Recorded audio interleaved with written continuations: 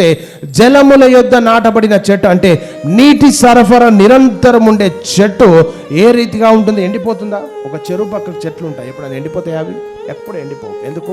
Sufficient water ఉంటుంది, water పుష్కలంగా ఉంటుంది. అదే ఎడారిలో లేకపోతే గుట్టలాలు ఉండే చెట్లు టైం వచ్చినప్పుడు ఎండిపోతాయి, టైం వచ్చినప్పుడు పచ్చగా ఉంటాయి. కానీ దేవుని యొద్ద నాటబడితే నిరంతరము పచ్చగా ఉంటావు, ఎప్పుడు కూడా ఎండిపోవు. నో మ్యాటర్ సాతాను ఏ రీతిగా నిన్ను ఇబ్బంది పెట్టాలని చూసినా దేవుడు నీకు ఆశ్రయదుర్గంగా ఉంటాడు. సాతాను ఏ రీతిగా నీ ఇంటి మీదకి శ్రమలు తీసుకొచ్చినా దేవుడు ఆశ్రయదుర్గంగా ఉంటాడు. సాతాను ఏ రీతిగా ముందు నుంచి వెనక నుంచి ఎక్కడి నుంచి వచ్చి నిన్ను అటాక్ చేయాలని చూసినా దేవుడు ఆశ్రయదుర్గంగా ఉంటాడు. దేవుని వాక్యం మరి ఆయన సన్నిధి మరి జీవజలం యొద్ద జీవితాలు నాటుకునేవారు ఆత్మీయంగా ఎప్పుడు నిరంతరము పచ్చగానే ఉంటారు అని దీని యొక్క అర్థం.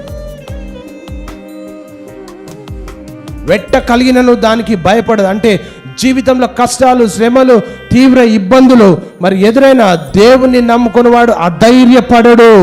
ఎందుకంటే అతని ఆధారం బాహ్య పరిస్థితుల మీద కాదు, కానీ లోపల ఉన్నటువంటి దేవుని కృపపై ఆధారపడుతుంది. ఈరోజు నీ హృదయము దేని మీద ఆధారపడుతుంది? దేవుని మీద ఆధారపడుతున్నావా లేకపోతే నీ పరిస్థితుల మీద ఆధారపడుతున్నావా? ఇజ్రాయెల్ ప్రజలు ఐగుప్తు, ఈరోజు నువ్వు దేని మీద ఆశ్రయిస్తున్నావు?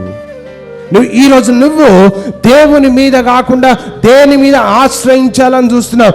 దేని మీద ఆశ్రయించినా నువ్వు పడిపోవడానికి తథ్యం రాసిపెట్టుకోండి.